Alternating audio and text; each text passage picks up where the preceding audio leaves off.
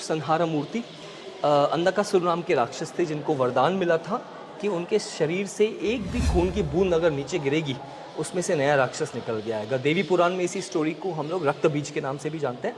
तो यहाँ पर शिवजी ने पहले गजासुर का वध किया। आप यहाँ पर गज को देख सकते हैं, एलिफेंट कार्व किए हुए हैं, और उन्होंने स्किन यूज़ की, चमड़ी यूज़ की गजासुर की, और अंधकासुर को लेके जा रहे हैं सूरज की तरफ। खून की एक भी बूंद नीचे नहीं गिरनी चाहिए। तो यहाँ पर देखिए उन्होंने कटोरा पकड़ा हुआ है। अंधकासुर को जैसे ही ले जाते हैं, देखिए अंधकार का मतलब होता है अंधेरा, उसकी एक और मायने निकलती है अज्ञानता। तो आपको अगर अंधेरे का नाश करना है तो आपको लाइट ऑन करनी पड़ती है। उस ज़माने में सोर्स ऑफ लाइट है सन। तो शिव जी सूरज की तरफ लेके जा रहे हैं। जैसे ही सूरज के नज़दीक जाते हैं सब जलने लगता है, खून जल जाता है, फ्लैश जल जाता है, ब्लड जल जाता है, सिर्फ बचता है हड्डियों का ढांचा। अंधकासुर को आप देखेंगे उनके हाथ जुड़े हुए हैं, उनको ज्ञान की प्राप्ति होती है, अज्ञानी को ज्ञान की प्राप्ति होती है, और माफ़ी मांगते हैं कि मुझे माफ़ कर दीजिए, मैं आपका भक्त बनना चाहता हूँ। तो इसे कहते हैं अंधकासुर संहार मूर्ति। हाँ, जहाँ अभी हम लोग खड़े हैं, उस ज़माने में जब लोग मंदिर में आते थे तो सबसे पहले उन्हें कहा जाता था प्रदक्षिणा करिए। तो अभी आप जो ये पूरा गैलरी देख रहे हैं ये प्रदक्षिणा पथ है। तो जब लोग प्रदक्षिणा करते थे तो उनको सिखाया जाता था शिव क्या है।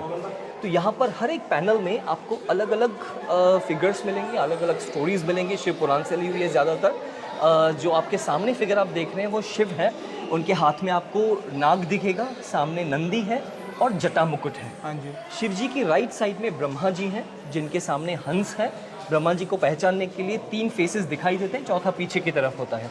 और लेफ्ट साइड में है विष्णु जिनके हाथ में चक्र है, शंख है और सामने गरुड़ है। हाँ जी। लेकिन ये अगर आप तीनों देखते हैं, क्योंकि शिव जी का मंदिर है तो इसलिए शिव जी को बीच का स्थान दिया हुआ है। ओके। अगर विष्णु मंदिर होता तो विष्णु बीच में आते थे। हाँ जी। हाँ जी। हर मूर्ति आधे विष्णु और आधे शिव हैं। आप देख सकते हैं राइट साइड में उनके हाथ में चक्र है, ऊपर शंख है और सामने गरुड़ है। लेफ्ट साइड में आप देखेंगे त्रिशूल है और सामने नंदी भी है। तो हरिहर मूर्ति है। इंटरेस्टिंगली अगर आप ध्यान से देखते हैं, विष्णु का जो मुकुट है उसे कहा गया किरीट मुकुट, it's a crown of jewellery. तो अब यहाँ से अगर आप देखते हैं तो आपको ज्वेलरी के बीड्स भी आपको दिखाई देंगे क्राउन में। लेकिन आप अगर उसको राइट साइड से देखते हैं तो शिव जी का मुकुट है जटा मुकुट, जटाओं का मुकुट है। तो आप देखिए ऊपर से जटाएं भी आपको दिखेंगी। हाँ जी। तो मुकुट में भी आधे शिव और आधे विष्णु है। हाँ जी। गंगाधर मूर्ति, गंगा जी को जब स्वर्ग से लाया गया तो शिव जी ने अपने जटाओं में लिया और फिर उन्होंने 2 उंगलियों से एक जटा खोली हुई है। तो अब यहाँ से देख सकते हैं, तो आर्टिस्ट ने बिल्कुल दिखाया है कि 2 उंगलियों से एक जटा उन्होंने खोली है और ये गंगा जी की धारा उनकी जटाओं से निकली और इसीलिए नाम पड़ा है गंगाधर मूर्ति। अच्छा। हमने देखे हरिहर मूर्ति, गंगाधर मूर्ति, लिंगोद्भव मूर्ति। एक तरफ से ब्रह्मा, एक तरफ से विष्णु है। विष्णु जी से कहा गया आप नीचे की तरफ जाइए और इस ज्योतिर्लिंग का, शिव पुराण में जो सबसे पहला ज्योतिर्लिंग का कंसेप्ट आता है, तो इस ज्योतिर्लिंग का अंत ढूंढ के आइए। तो आप यहाँ पर देख सकते हैं कि सामने विष्णु वराह अवतार में है जो नीचे की तरफ खुदाई कर रहे हैं, अंत तो मिल रहा नहीं है। ब्रह्मा जी से कहा जाता है आप ऊपर की तरफ जाइए। जब उनके 5 सर हुआ करते थे तो ब्रह्मा जी ऊपर की तरफ जाते हैं अंत ढूंढने। विष्णु जी को तो अंत मिला नहीं, वापस आते हैं, हाथ जोड़ के बोलते हैं मैं समझ गया, अब हम तीनों से श्रेष्ठ हैं। ब्रह्मा जी जब ऊपर जाते हैं तो अंत तो नहीं मिलता है, लेकिन बोला जाता है कि शिवलिंग के ऊपर से एक केतकी का फूल नीचे गिर रहा था जो ब्रह्मा जी ने हवा में पकड़ लिया और नीचे आके शिव जी को बोलते हैं कि मैंने ये ऊपर से लाया है।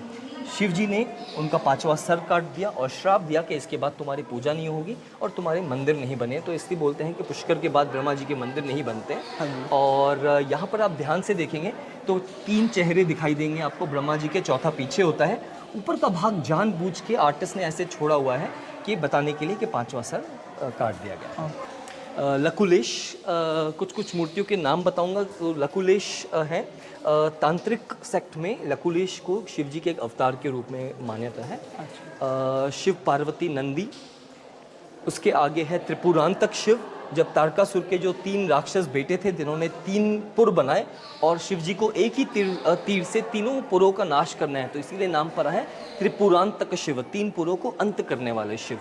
यहाँ पर शिव जी के जो तीर हैं वो विष्णु हैं, सारथी जो हैं ब्रह्मा जी हैं, भूदेवी रथ बनी, सूरज और चांद उनके व्हील्स बने हुए हैं। और आर्टिस्ट ने बहुत ही ब्यूटीफुली दिखाया है कि शिव जी ने जो धागा है कान की तरफ खींचा है और आप देखेंगे उनके हाथ के नीचे वो एम कर रहे हैं। तो बहुत ब्यूटीफुली कार्व किया क्योंकि एक ही मौका मिलना था कि तीनों पुरों को एक साथ में उनको हाँ जी। नाश करना है। त्रिपुरांत पक्षी में देख सकते हैं और इतने सटीक कॉलम्स कार्व किए हुए हैं। अगर आप थोड़ा सा यहाँ से देखेंगे कि आपको दिखेगा कि एकदम एक स्ट्रेट लाइन में सारे कॉलम्स हैं। हाँ जी, बिल्कुल। और ये कॉलम्स भी कंस्ट्रक्टेड नहीं है, उसी पत्थर से कटे हुए हैं जो आप पूरा पहाड़ देख रहे हैं। तो ये चीज़ याद रखनी है हमें।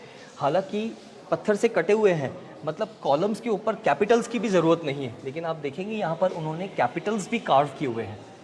आपको वो है कि बताना चाहते हैं कि कंस्ट्रक्टेड टेम्पल है, लेकिन ये एक ही पत्थर से कटा हुआ है। जी।